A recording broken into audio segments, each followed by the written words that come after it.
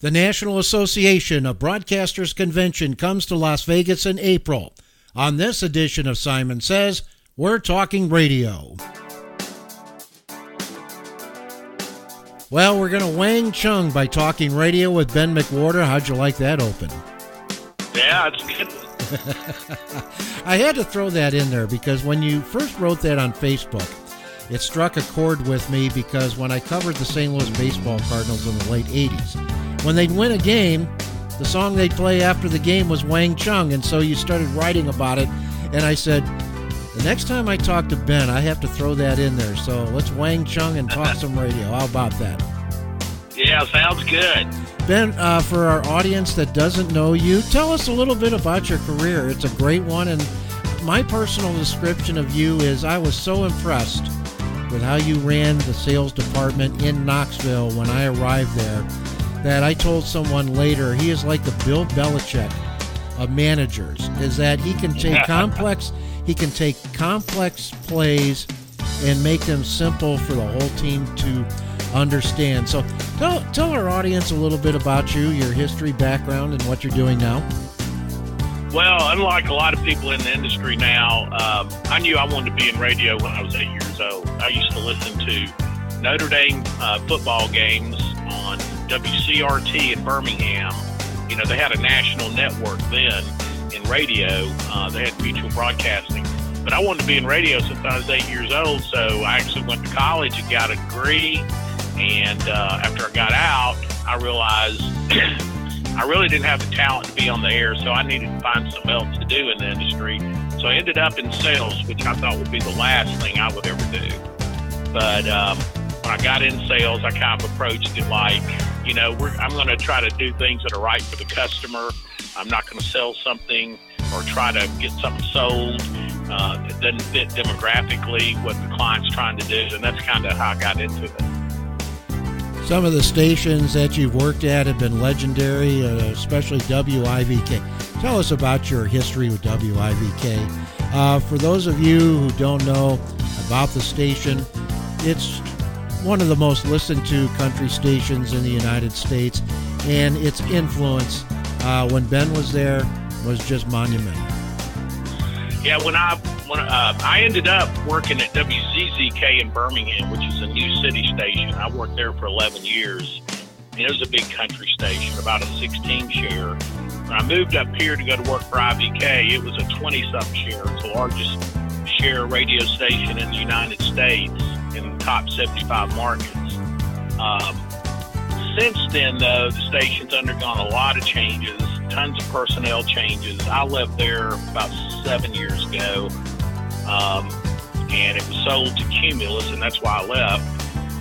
And since then, there's been tons of personnel changes, and it's down to about a 12-share station now.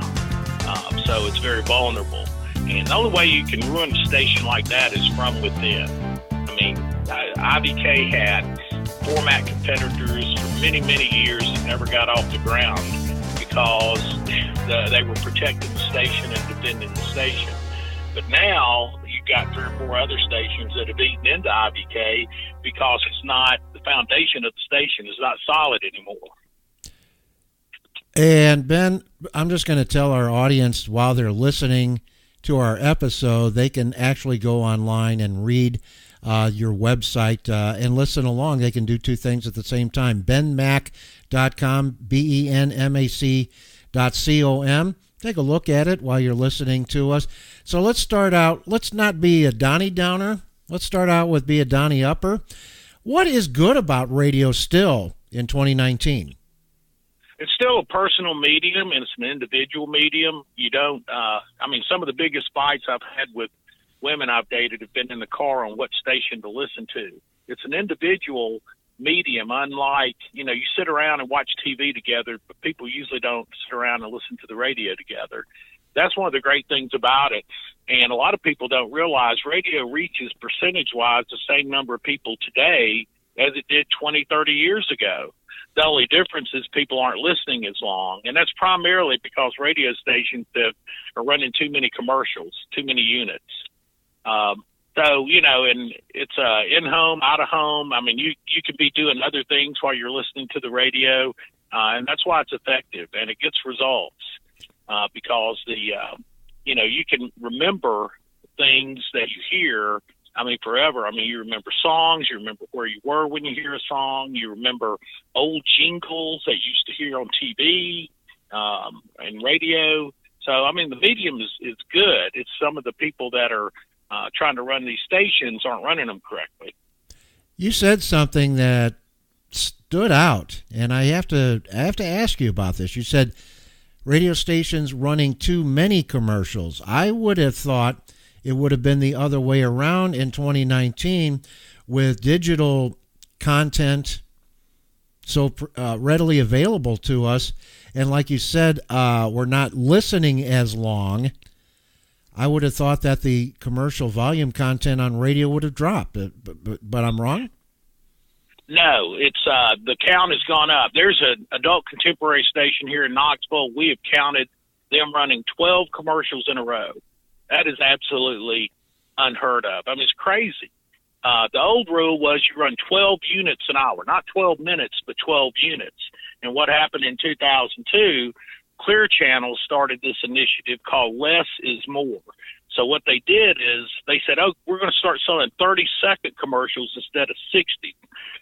Before that, 60s were the standard unit in the radio industry. Well, Clear Channel said, instead of selling a 60 for $100, we'll sell two 30s for $80, and they'll make more money. Well, the listener can't tell the difference between a 30 and a 60-second commercial. All they know is another interruption. And the more interruptions, more clutter, and more clutter means more tune-out. So the spot loads have increased quite a bit because of when Clear Channel does something, because they're in like almost every market, everybody else follows what they do. So the industry is now proactively selling 30-second commercials, which is totally irresponsible because 60-second commercials have more recall, and because they've gone to minute-based inventory instead of unit-based, the clutter has gone sky high. Now I understand why TSL, or time spent listening, is down, because like you said, if the commercial clutter is too long, it turns people off. It turns people off the station. Their TSL goes down. But my question to you as a top executive in sales, why are clients allowing this to happen? Why aren't they speaking out and saying, hey, quit making my message lost in the mass of messages on your station? Well, a lot of clients aren't aware of what's going on, but there is a service called Media Monitor, which we used to subscribe to, and we could go and we could see exactly how many commercials all the radio stations are running. And my last particular job, we would run no more than 7 units in a row at any of our stations. So we were showing clients how many units these other guys were running and, asking them, because they'd say, well, they're cheaper. I said, well, of course they're cheaper. They run more units. I mean, do you want to be the 9th commercial in a stop set? I mean, they should be cheaper. Since it's an industry issue, most stations won't expose their competitors on what they're doing because their own house isn't clean. The National Association of Broadcasters Convention comes in April 6th, Ben.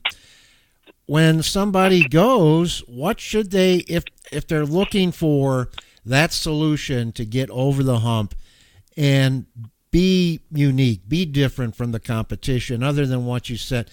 Because you said it's a personal medium. How can radio make itself more personable to the customer? As you said, one-on-one listening in a car, you're captured. I think that's the great thing about radio.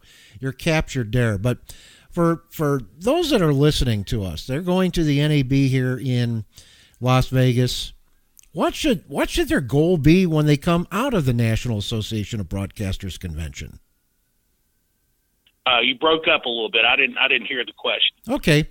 What should attendees of the National Association of Broadcasters Convention look for to take away to their station, to take them to the next level and be different from the competition and to stand out so that they can increase their cumulative audience and their time spent listening?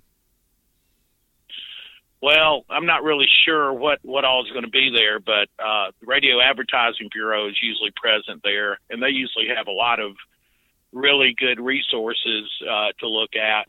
But my general rule is on, trying to make your station better.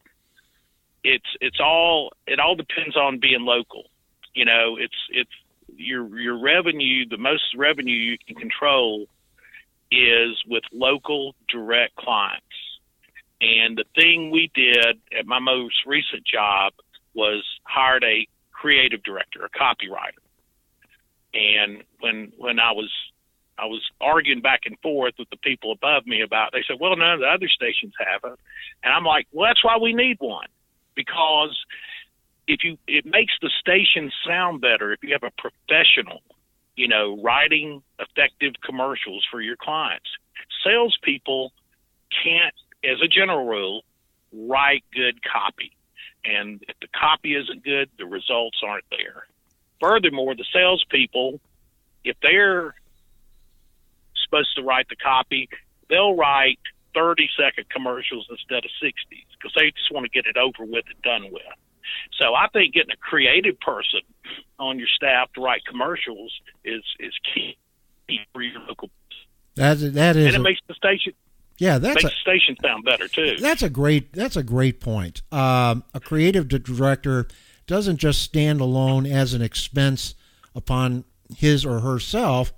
They are like a plug-in to every salesperson, the program director. They can do a lot for different people to make their job better, right? Yeah, absolutely. And here's the way I sold this to my upper management.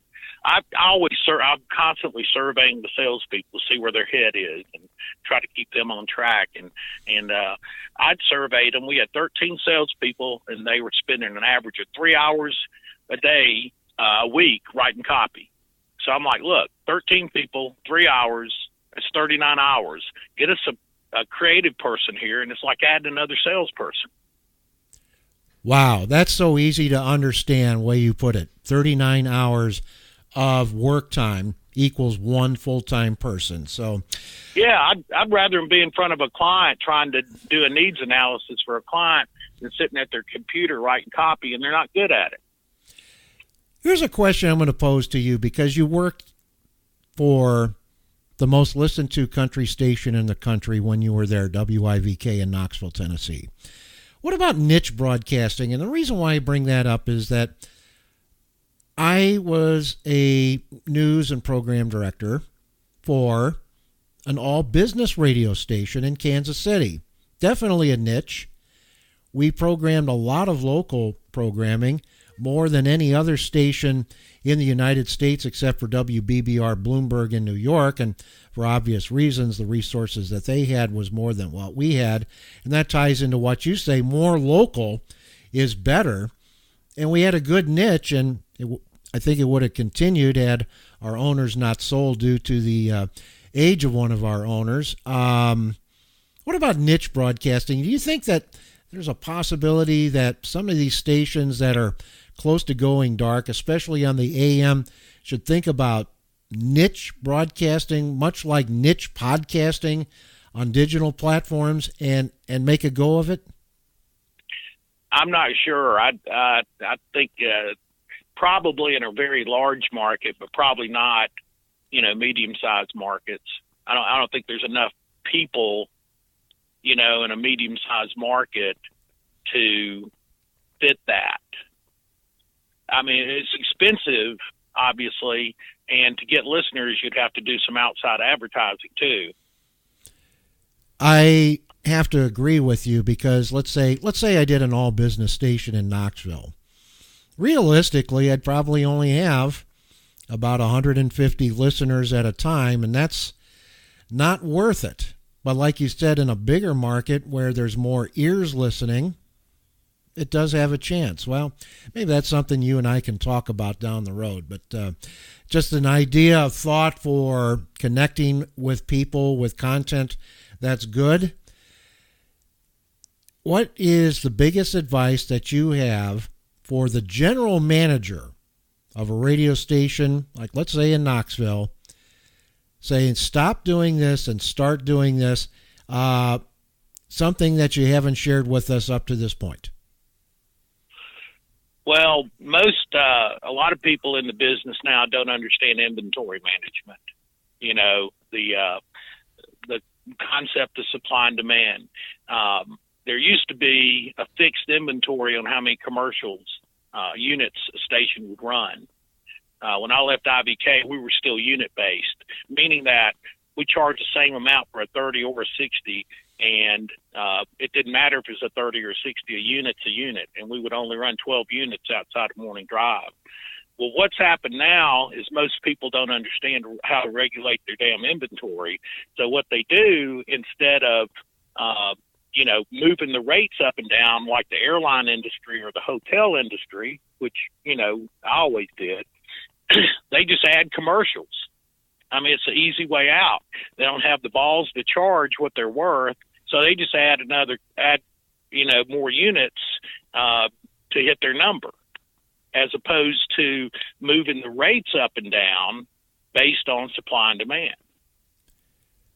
I'd hate to see the day when we get to the point where a station starts branding itself all commercials all the time, but I see where this is going. Well, we've got a news talk station here, and the news guy's doing damn endorsements, live and recorded endorsements. I mean, either the general manager don't know what the hell they're doing, or he don't care. That's just wrong. I mean, wow. Yeah, there are a lot of things wrong with the industry, but like you said, there's still people listening. Let me ask you, a lot of people blame publicly traded companies for the downfall of the industry. Is that a fair assessment? I think it's pretty fair. However, there's a lot of that's pretty fair, because what happens is the real broadcasters aren't running these stations. You've got a bunch of accountants running stations.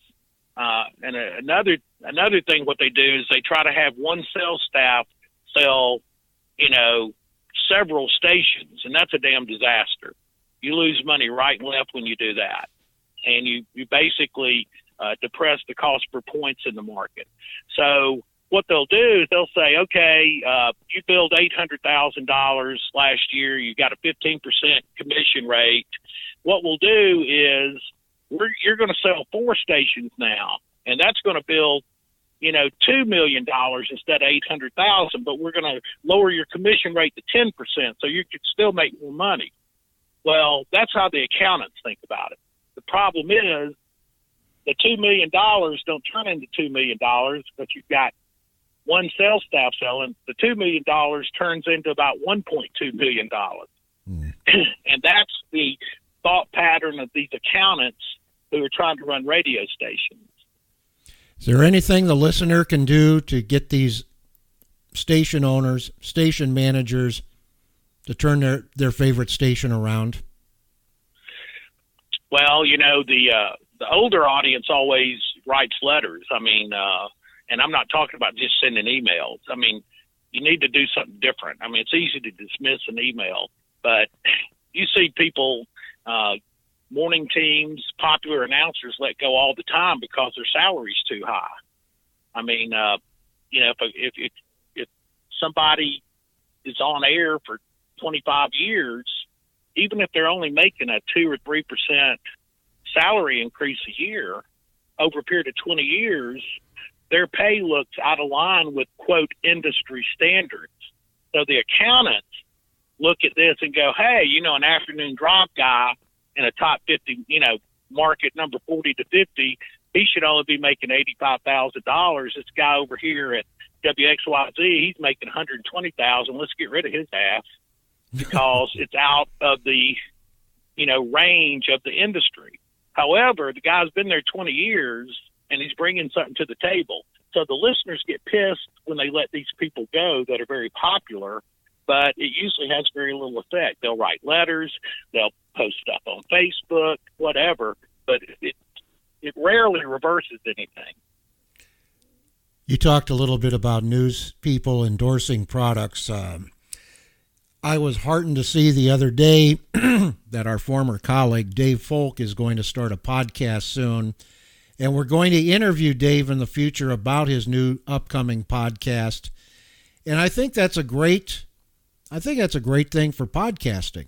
Can podcast, I know radio stations podcast, do individual podcasts like mine and many others, do they hurt radio or can they help radio? I don't think it really hurts.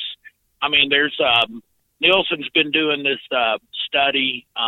It's called, I saw it come across the other day. It's a study of all media, all new media, all the old media. And basically what has happened is people have increased their media consumption. It's not necessarily taking things away from radio to go to TV, to go to, listening to, a digital station or whatever. It's all the consumption's pretty much increased. So if people listen to podcasts, they're probably adding it to their daily routine rather than taking it away from traditional radio. That's a good point, Ben, because I just read an article about research in terms of percentage of people's occupancy, and podcasting did go up, but like you said, radio consumption is the same now as it was 20 years ago. So I invite my podcast listeners to listen to me as I give you that report. It'll be coming out shortly. Ben, you have a website. I want you to talk about it because I want my audience to engage with it and engage with you. I've had that website over 20-something years. What happened was I always had a monthly newsletter I would write when I was in Birmingham. I would write it for the ad community. And I went to work with this another group of stations, and a friend of mine had gotten into building websites, and he wanted me to help them with some marketing ideas and all that. So I would meet with him and his partner, and they said, well, we want to pay you. I said, I don't want to be paid. I said, hell, build me a damn website. So they built me a website, and I basically used it for my consulting work.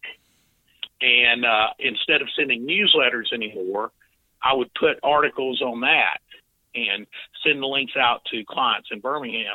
So eventually I was doing consulting work for Arbitron, and they had a marketing manager position open. And the guy I was doing the work for, Scott Musgrave, he told the guy who was hiring for the marketing manager position, says, you need to talk to Ben Mcwhorter, see if he's interested. So he called me, and he said, I need to get your resume. And I said, just go to my website. And he went to my website and called me back and basically hired me right then. So I've had that website for a long time. So I put a lot of media content on there. I've written some articles, and it's localized for Knoxville pretty much. But you have articles on there that's good for everybody. I want people to read it, especially if they're in the radio industry. www.benmac.com. That's BENMAC.com. I got tickled pink when you wrote about me coming to Knoxville to WNOX, and it was great to work with you in the building. It was great to work with Dave Folk. I can't wait to talk with him about his podcast. He's one of the best storytellers I've ever heard, and I think more and more people across the country now are going to get to hear Dave, and podcasting is a great thing. Maybe you should add a podcast to benmac.com. Now you're breaking up again. I didn't hear the last thing. Oh, I'm sorry about that. I said, can't wait for Dave Folk's podcast. Podcast is a great thing. Maybe you should add podcasting to benmac.com. Yeah, maybe. It'd be R-rated. Well, that's fine, but you're never short of words, and the content that you provide is well ahead of the curve. Ben, thanks for joining us, and I want to talk to you down the road about broadcasting other issues. And I'm glad I was able to Wang Chung with you today. All right, buddy. Take care. That's Ben Mcwhorter. He is a sales manager and marketing executive extraordinaire. You can reach out to him on his website, benmac.com, benmac.com. If you're in the radio industry, you will learn something.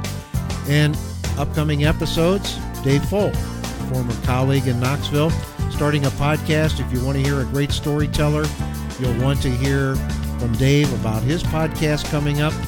And I'm going to share with you a report that was just released about media consumption and the percentage. The number of podcasts is increased, so is the listenership. But as Ben's accurately said, it's not adversely affecting other media. So until then, I'm Simon Says, Scott Simon, coming to you from the greatest city in the world, Las Vegas, Nevada.